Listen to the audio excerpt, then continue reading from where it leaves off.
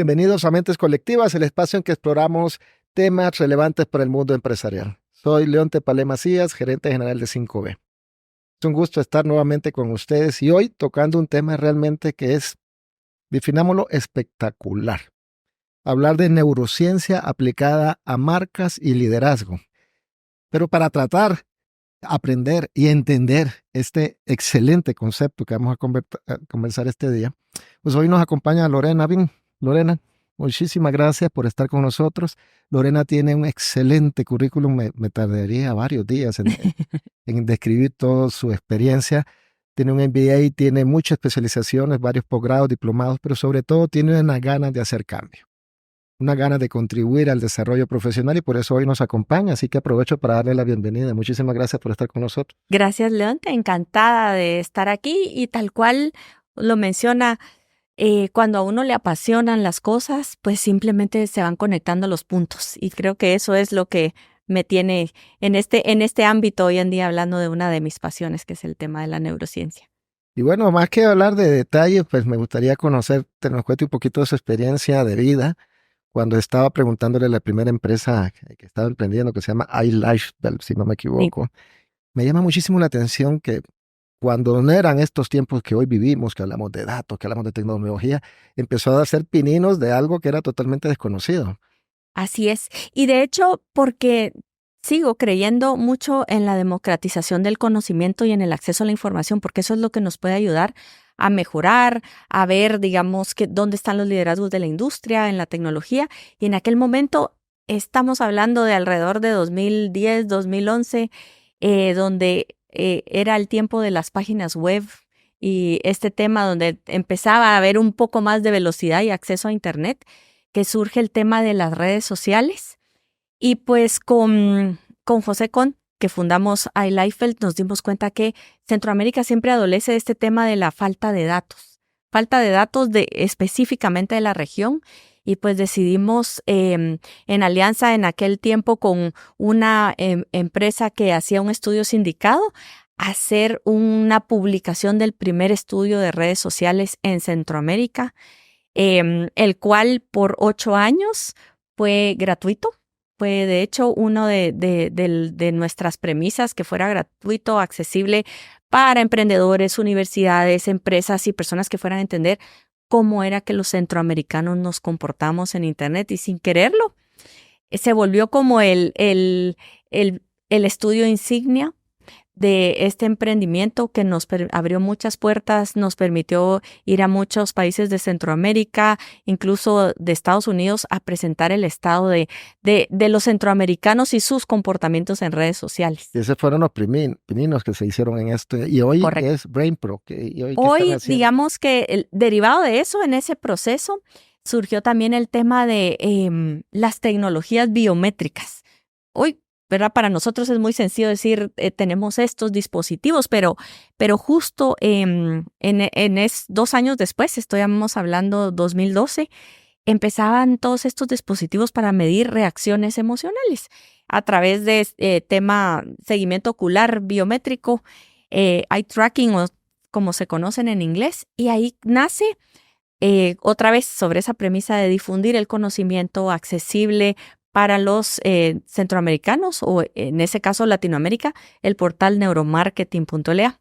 Ese portal hoy es líder en Hispanoamérica, ¿verdad? Una buena parte de su tráfico viene de países como Colombia, México, Perú, Venezuela, Argentina, donde se difunde conocimiento muy sencillo aplicado de la neurociencia para tips, para emprendimiento, personas, y ha evolucionado hasta el tema de salud mental, incluso decir cómo el cerebro funciona, qué tipo de herramientas podrían hacer enfocar la atención.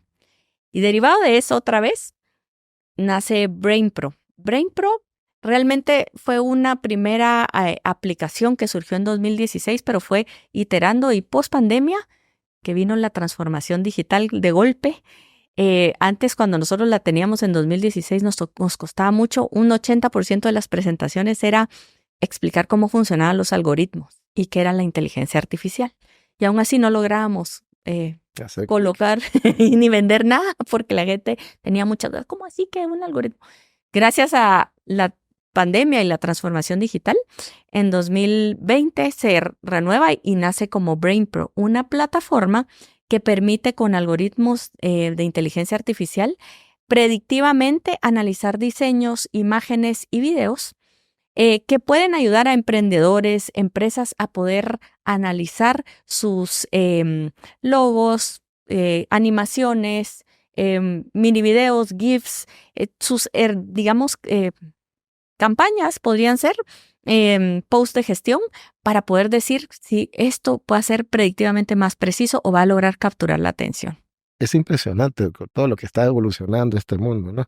Y cuando hablamos de esto, definitivamente estamos hablando de neurociencia. Así es. Y estamos hablando de neurociencia y vamos a hablar de neuromarketing para que nos preparemos a conversar de un tema que realmente va a ser apasionante.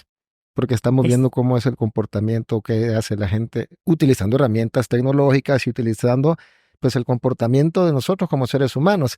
Y para que tratemos de estar todos en sintonía. Realmente, ¿qué es neurociencia y qué es neuromarketing? ¿Cómo se podrían definir? Tenemos dos diferencias básicamente en el tema. La neurociencia del consumidor es, digamos, toda la aplicación de herramientas biométricas para el estudio y análisis e investigación del comportamiento del consumidor con fines, digamos, científicos, académicos. Esa es la parte, digamos, de neurociencia del consumidor. El neuromarketing lo que es analizar con herramientas biométricas las respuestas a un estímulo aplicado para marcas, empresas o personas, en la parte, digamos que más comercial. Impresionante, utilizando tecnologías y utilizando herramientas que permitan pues interpretar esto de una forma masiva, me imagino, y mucho más rápido. Así. Y en ese sentido, ¿cómo realmente la neurociencia deberíamos de considerarla nosotros en las empresas que nos puede ayudar a tomar decisiones, por ejemplo? Sí, definitivamente la neurociencia puede ayudar en dos campos, digamos, muy claros. Uno, en la perspectiva comercial, a entender cómo los estímulos de una marca, logo, mensaje, eslogan, musicalización pueden tener un impacto en las reacciones de recordación, posicionamiento en el tema de las marcas. Es decir, podemos medir todo lo no verbal, porque lo verbal, reacciones, los podemos hacer a través de la investigación tradicional, que es un muy buen complemento. Y también lo podemos hacer desde la perspectiva de gestión de liderazgo, equipos, interacción en el tema de adopción, gestión del cambio, en sí un mejor trabajo, digamos, en las organizaciones. Pero sobre todo para que enfoquemos, me imagino, porque yo recuerdo que cuando hacemos estudios de mercado, los tradicionales, como bien decía ahorita, pues hacen estudios en calle, hacen encuestas, hacen comportamiento, etcétera. Me imagino que lo que se logra con esto es una mayor amplitud y un mayor enfoque en buscar un resultado específico. Correcto. Digamos que con la investigación tradicional, que es muy necesaria, tenemos todo lo que las personas dicen, perciben, ven, cómo interpretan los conceptos. ¿Qué significa la marca para mí? La marca, y nos dan como que sus apreciaciones verbales. Con el complemento de la neurociencia tenemos dónde ven, dónde prestan atención, dónde no. Donde prácticamente hay una reacción, digamos, y podemos medir todo lo no verbal, que cruzado con esto, entonces ya tenemos una aproximación de decir, este es el atributo por el cual yo debo reforzarlo, porque aquí tenemos todas las reacciones subconscientes. Digamos que si fuera un iceberg en lo tradicional, tenemos todas las verbalizaciones y lo racional. Aquí las emociones que una marca o un estímulo puede generar. ¿Y cómo la neurociencia puede entonces ayudar a esa creación de marcas? ¿Cómo ayudamos a todos los que nos estén escuchando hoy a entender cómo la neurociencia ayuda al manejo de la marca? ¿Cómo puede ayudar? Bueno, definitivamente hoy estamos en un tema de atención. ¿Verdad? Como dicen, la atención es la moneda del futuro, o creo que es la atención de la moneda del presente, porque realmente todos estamos compitiendo ante esta atención y los sobreestímulos que hay. Entonces, para una marca, ¿en qué le puede ayudar la neurociencia? A tener más precisión y eficiencia, ¿verdad? Muchas veces podemos caer en el deseo de decir, necesito comunicar todo esto, o hay un cambio en mi logo, necesito validarlo, cómo se percibe desde la perspectiva de verbalizaciones y lo neurocientífico. Y entonces, ¿cómo puedo tal vez hacer cambios sutiles que puedan tener un alto impacto. Entonces nos ayuda a gestionar mejor antes de que salimos con nuestro nuevo logo. Y hay muchos casos de marcas que se arriesgaron a no hacerlo, lo lanzan al público como algo, una perspectiva innovadora, y luego son 3 días de crisis de comunicación en digital, tweets y todos, ¿verdad? Diciendo es que se parece a este, no, sintiéndose. Hoy las marcas ya no son tan dueñas de sus productos o servicios, ni siquiera de sus logos. La comunicación ya no es unilateral. Y como decía en el año 98, este famoso Clutrain Manifesto, los mercados hoy son conversaciones y efectivamente todos nos sentimos parte de todas de nuestras marcas, ¿verdad? ¿Y esto aplica para la marca empresarial como para la marca personal? Correcto, aplica para eso, para la marca personal. Incluso hace unos años todavía podíamos decir offline puedo tener ciertos comportamientos y no hay problema, pero hoy vivimos en este mundo, en esta dualidad virtual y presencial, donde incluso la opinión de un CEO, de un director, un tweet sobre una opinión puede ser incluso magnificada, pero hace 5 años no pensaba así y sacan la historia. Hoy ya no nos podemos desconectar de ese tema. Entonces, nuestra marca personal es muy importante también desde ahí. Y entonces podemos entrar a la mente del consumidor, por llamarlo de alguna forma, a través de herramientas de neuromarketing o entendiendo el neuromarketing como tal. Creo que sí se puede conocer las reacciones fisiológicas ante los estímulos, entrar a conocer cómo funciona el cerebro, pero todavía no hay ese como botón de compra que yo puedo decir, con esto ya lo logré. No, tengo aproximaciones y precisiones mejores para poder tomar decisiones más enfocadas. Y el consumidor ha cambiado mucho en los últimos años en función de todo este bombardeo que tiene, de opciones que se le presentan, o realmente como personas o seres humanos, ya podemos decir, tenemos un comportamiento base.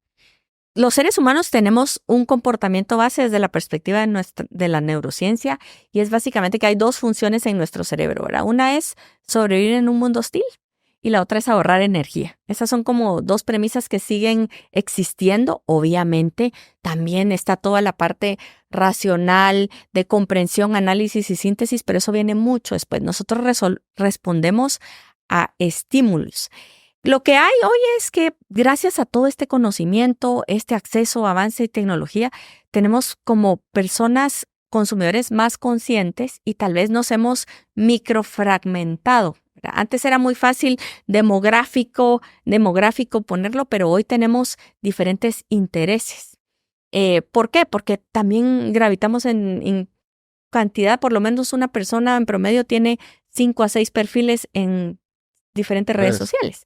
Entonces es la misma persona, pero interactuando en diferentes ambientes, y por ende hay ciertos intereses donde hay redes donde tenemos predilección de estar, ¿verdad? Por cómo nos sentimos más cómodos ahí, cómo gravitamos. Entonces, el consumidor no ha cambiado mucho, pero sí la forma de cómo lo abordamos, de qué es importante hoy para mí, ¿verdad? Y ahí tiene que ver mucho el tema digital, ¿verdad? El 76% de los consumidores dicen que consideran Internet como su primera fuente de información. ¿Y qué buscamos? Contenido entretenido, divertido, aprender y fácil de compartir. Entonces, entendiendo eso es como abordo mi mensaje en esos campos. Y eso también lo tenemos que entender nosotros como personas, como consumidores. Porque el otro día leía un artículo que me llamó muchísimo la atención, y era si estábamos haciendo o estábamos observando cuál era el comportamiento de nuestro gasto como persona. Y ponían en ejemplo el streaming. Y decía, bueno, tienes todas estas cadenas de streaming, y levantaban la mano y más de una persona tenía 3, 4, 5. Y decían, ¿por qué? Simplemente era como decía ahorita, tengo que tener una necesidad. Si quiero ver el partido X, está en tal canal. Si quiero ver tal cosa, está en otro canal. Pero también como consumidor tenemos que tener una reacción de saber manejar esto. Si no, se vuelve una cuenta impagable en el tiempo, ¿no? Y justo, León, toca el tema de los microgastos, ¿verdad? O gastos hormigas que le dicen, ¿verdad? Que eso viene mucho de entender cómo somos los seres humanos y el diseño del comportamiento. Cuando se entiende que las personas, digamos que nuestra aversión al riesgo puede ser grande, pero cuando son riesgos controlados en tarifas muy pequeñas, ¿verdad? Que lo que hace nuestro cerebro, como busca ahorrar energía, dice, bueno, eso es $5 y 30 quetzales. No lo siento. No lo siento. Entonces, no hay un presupuesto. Ahí viene el tema. Y entonces también hay una gran oportunidad para las organizaciones, empresas financieras. El tema de, si entienden esto, es cómo me acerco desde una perspectiva también a enseñar que la gratificación inmediata, que es lo que me provoca mucho de estos diseños que están hechos, cómo también me autorregulo y me autogestiono, porque hoy también vivimos en una era donde acceso a la información y plataformas es algo que hay en abundancia para poderlo Por eso gestionar. siempre hemos dicho en nuestro podcast que es fundamental la educación financiera, ¿no? Todos debemos de tenerla, no importando la edad que tengamos. Por eso es importante entender todo esto completo y cómo nuestros comportamientos también nos lleva a hacer compras impulsivas o en un momento específico hacerme la pregunta, ¿realmente lo necesito, no? Realmente lo necesito y en función de eso empezará también a utilizar nuestras herramientas, llamémosle de neurociencia, porque por eso está, ¿verdad? Eso es lo bonito de estudiar ese comportamiento, de ver cómo las personas y cómo nos ayudamos. Y es lo que buscamos nosotros en este tipo de conversaciones que estamos teniendo. Pero también lo llevamos a los equipos. ¿Cómo nos puede ayudar realmente la neurociencia a integrar mejores equipos? Nosotros buscamos mucho y tenemos muy claro que el pilar del éxito de nuestra empresa es nuestra gente. Pero ¿cómo lograr realmente aplicar herramientas que permitan que nuestros equipos se sientan realmente bien gestionados y que no sea también una moda? Porque creo que se lo decía hace un ratito que empezábamos a conversar. ¿Tienes tal herramienta? Ah, sí la tengo. ¿Usas tal cosa? Sí, sí la tengo. Pero se vuelven modas que no necesariamente alcanzan el objetivo que se está pensando como organización. ¿Cómo puede ayudarnos a integrar mejores equipos? Excelente pregunta, y ahí viene el tema de los hábitos. Somos seres de hábitos y definitivamente el neuromanagement, ¿verdad? Un neuroliderazgo empezó a surgir más o menos hace 15 años, entendiendo un poco cómo es nuestro sistema de toma de decisiones subconscientes, en buena parte a qué respondemos, ¿verdad? Creencias, muchas cosas que ni siquiera nosotros sabemos que las tenemos, ¿verdad? Y el tema de los hábitos. Entonces, teniendo estas dos cosas, la neurociencia cobra mucha relevancia para dos cosas. Primero, para entender la capacidad de enfoque y análisis, cuándo son esos mejores momentos. Cuando hay un autoconocimiento, eso puede ayudar a un líder mucho a decir, bueno, yo soy mucho más productivo cuando mis distracciones, estoy alejado de estas distracciones y puedo entrar en este flujo de creatividad, estrategia en ciertos horarios. El tema del autoconocimiento.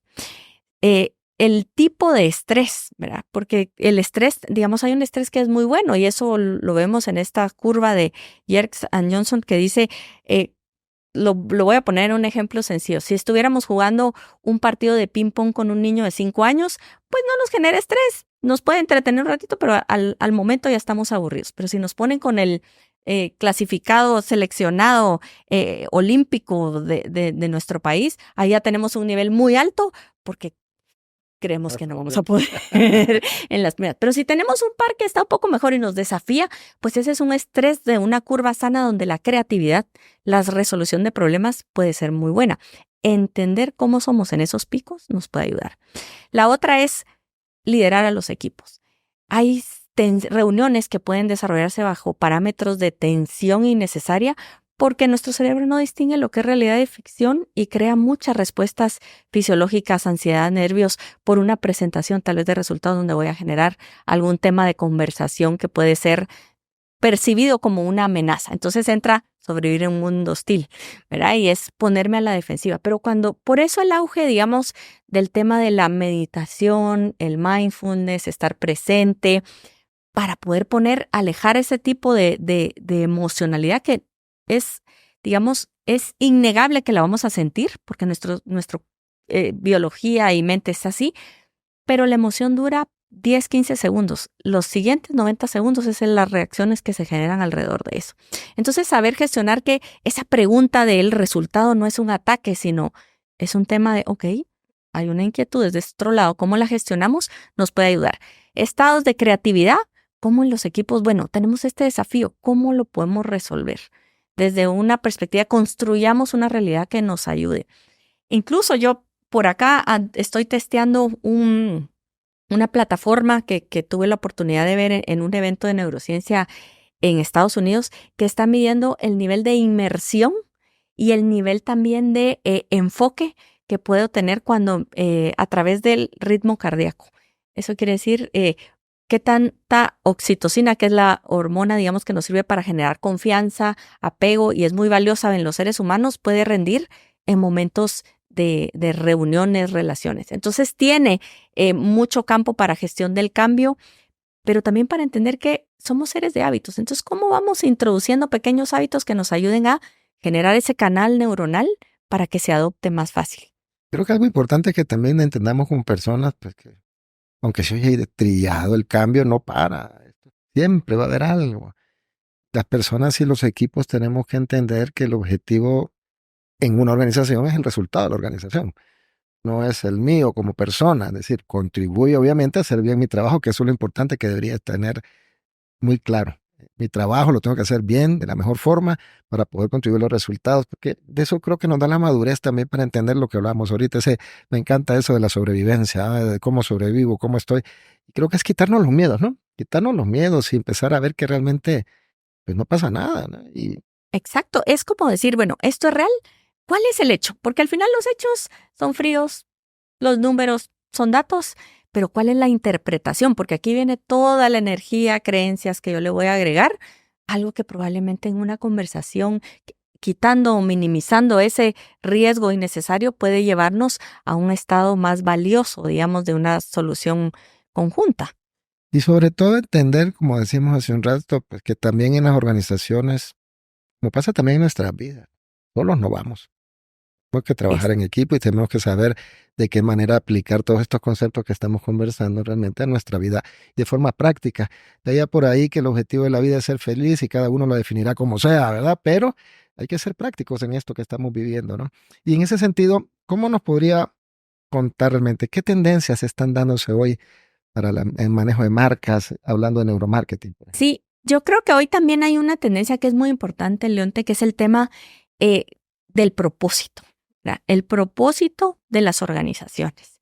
Eso es clave porque es algo que trasciende. ¿Por qué? Porque también estamos hablando de tendencias donde tenemos consumidores, clientes, accionistas. Hay todo un entorno que también, digamos, está muy pendiente de la sostenibilidad y cómo vas a trascender como marca, como empresa, como organización. Y ahí vienen las personas también y cómo se alinea el propósito de la organización con mi propósito y por ende también el deseo de sentido de pertenencia, ¿verdad? Como seres sociales, definitivamente la tecnología tiene muchas ventajas, pero también no bien regulada o gestionada nos puede alejar completamente.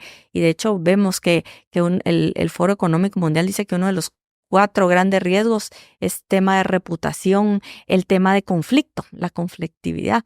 Entonces, regresando a las tendencias, es el tema de marcas que están alineadas y son congruentes con su propósito. Y ahí la neurociencia nos puede ayudar a todo un bagaje de investigaciones que se pueden realizar, de capturar esa percepción sobre los atributos más valorados.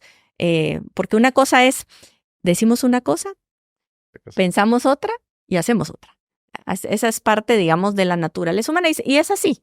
Somos así. En ciertos contextos sociales respondemos de una manera porque somos seres sociales.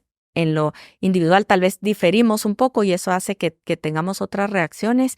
Pero ahí creo yo que las marcas pueden encontrar esa alineación para luego tener esa congruencia que logren comunicar, que permita que hoy el cliente no solo es te compro, sino demuéstrame que también estás siendo responsable y sostenible con lo que haces, con cómo gestionas tus recursos, cómo gestionas tu talento interno y cómo eres, no solo es el discurso, ¿verdad? Es cómo lo aplicas. Entonces ahí hay un campo también para... Impresionante cuando hablamos de la sostenibilidad, porque pareciera que se volvió una moda otra vez, ¿verdad? Y esto se viene hablando hace muchísimos años.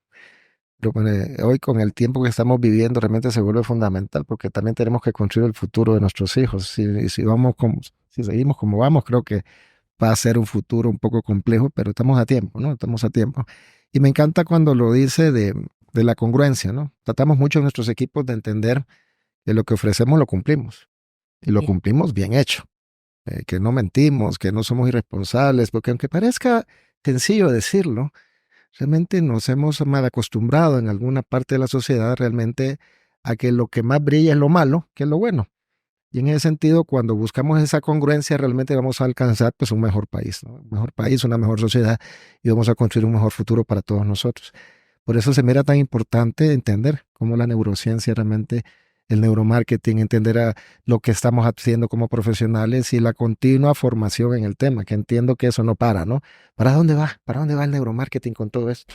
Bueno, va hoy mucho a la integración de todo este tema de los algoritmos, ¿verdad? Cada vez también, incluso en el Neuromarketing World Forum, que fue recientemente en marzo, uno de los grandes desafíos que se presentaba en la Asociación de Neurociencia, decía, bueno, la inteligencia artificial, esta participación de lo que es presentado como no real y cómo el humano también ya no distingue realidad y ficción, ¿verdad? Hacia dónde van todos estos temas de propiedad intelectual.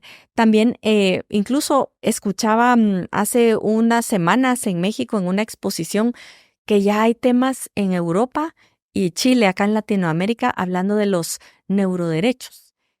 Que es todo el tema de qué tanto acceso tengo a estas tecnologías termográficas donde alguien entra y pueden detectar si su estado de ánimo es de cierta manera y entonces le puedo ofrecer algún producto o servicio. Qué tan ético vaya eso si la persona no sabe que está siendo medida evaluada, ¿verdad? Por eso es tan importante hacer esto pues en las normas de ética, porque hay mucha desinformación, pero la tendencia va a seguir a desarrollar tecnologías más accesibles. Hace 12, 13 años hacíamos investigaciones biométricas con unos dispositivos que eran de este tamaño.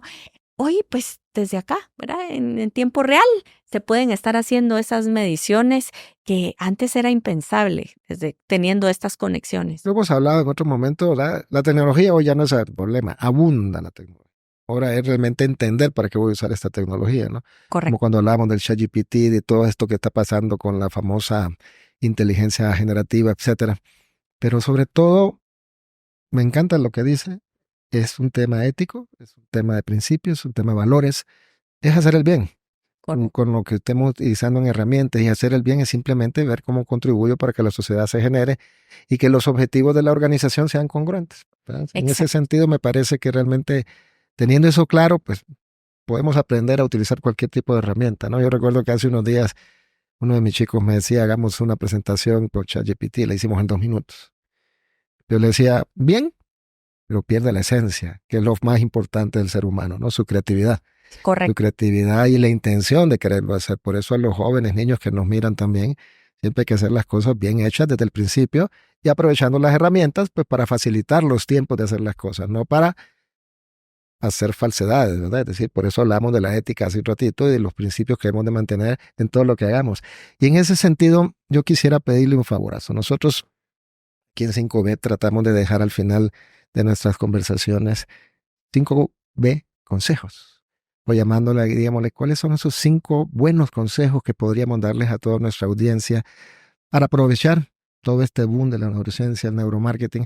Y yo me voy a adelantar a dar uno, y es, busquemos a los que saben, ¿eh? Y aprovecho a darles aquí el empuje con Lorena, realmente, porque es impresionante todo lo que se está haciendo y se ha hecho y que empezó a hacerse, digámoslo, a pie, porque no existía toda esta tecnología. Entonces imagínense todo lo que se puede utilizar ahora. ¿Cuáles serían esos 5 buenos consejos que nos podrías dar? Excelente, sí. Creo que el primero es humanizar, ¿verdad? Creo que si ustedes quieren mejorar la comunicación, el hecho de acercar el tema, el elemento humano, pues siempre va a ser algo que pues como humanos lo podemos reconocer y pues nuestra atención puede ser capturada de esa manera. El segundo sería simplificar, ¿verdad? Menos es más.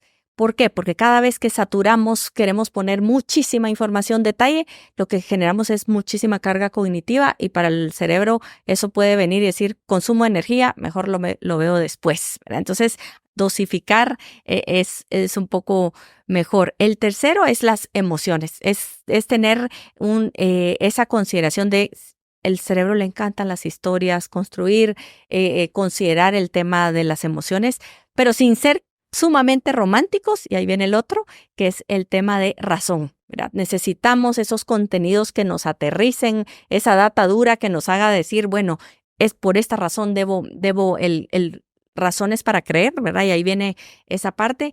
Y por último, también los territorios, ¿verdad? Genera mucho como ruido atencionales, como si esta persona me habla todo el tiempo de finanzas, ahora me está hablando de cocina. Bueno, pero es que si me va a hablar del ahorro en el tema de la cocina y cómo ser más efectivo o gestionar mi tiempo, entonces puedo hacer hilar. No quiere decir que no puedo hablar de esos temas, pero tengo que saber que el cerebro, una vez entramos en una casilla, nos enmarca ahí, entonces tengo que moverme desde esa transición y esos son los territorios de los que puedo o no puedo comunicar, ¿verdad? Y tal vez voy a extenderme un poquito más con el tema de la relevancia del futuro, los algoritmos y lo que tenemos, ¿verdad? La doctora Bárbara Oakley, una neurocientífica que ha venido recientemente a Guatemala, habla mucho del tema del desafío para las nuevas generaciones, incluso nosotros, de tener estas herramientas generativas que nos pueden ayudar. Puede ser ese amigo cuando nos quedamos sin ideas, decir, a ver, dame una lluvia de ideas solito que me contribuye, pero el pensamiento crítico, ahí es donde la inteligencia generativa, el machine learning, no ha llegado y es difícil que pueda llegar en como estamos hoy. Pero entonces es el criterio lo que más va a ayudar a decir, esta información tiene estas fuentes y entender para qué sirve cada una de esas plataformas, pues nos va a ayudar a definitivamente ser más efectivos, ser más enfocados y también a saber cuándo entrar y salir, porque el tema de salud mental es muy valioso ante esta codependencia que puede ser. Nuestro cerebro no está diseñado para tanto estímulo ni para estar conectados todo el tiempo. El descanso, yo leía en 2013 en una presentación, decíamos, tendencias de este Instituto Pew, que decía que para 2018 decían dormir iba a ser una medida de éxito. Saber cómo entrar y salir es clave. Regulación, otra vez así como en el tema financiero, ¿verdad? Los principios de contabilidad mental. Ya llegaremos al punto en que nos cuenten las personas en el trabajo cuántas horas durmieron para ver si siguen siendo productivas, porque realmente es impresionante. Y el descanso es necesario, ¿no? En todo sentido. Y me encanta lo del pensamiento crítico y voy a alargarme solo en ese sentido, porque para tener pensamiento crítico, pues hay que formarse. Para tener criterio, hay que educarse. Y eso es lo que intentamos hacer con este podcast que está hecho para todos ustedes. Lorena, realmente muy agradable conversación, muy productiva.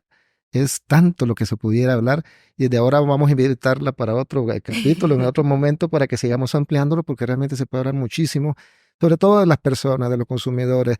Neurociencia tiene que ver también con nuestro comportamiento, nuestro cerebro como seres humanos. Y me encanta también cuando hablábamos, no tengamos miedo a la inteligencia artificial. Aparte existe desde los años 50, ahorita es su boom. No le tengamos miedo, sepámoslo usar, pero preparémonos, formémonos, eduquemos y sigamos siendo éticos, haciendo lo correcto y es haciendo las cosas bien. ¿Lorena, algún mensaje de despedida para nuestra audiencia? Pues invitarlos a eso, a que se atrevan a explorar un poco más, a conocer autoconocimiento, autorregulación también para disfrutar el presente. Nuestro cerebro, hay muchas maneras de energizarlo, ¿verdad? Durmiendo bien, ese ejercicio y también esos momentos de presencia, de desconexión. No va a pasar nada si no vemos el teléfono por 5 o 10 minutos, pero sí estimular nuestros sentidos. Eso es algo que puede ayudar mucho y que no se olviden que tu enfoque determina tu realidad. Así es que excelente, la verdad que excelente y hagámoslo. Enfoquémonos en nuestra realidad de manera tal que podamos disfrutar la vida cada día. Gracias por acompañarnos en este episodio. Nos vemos en la próxima.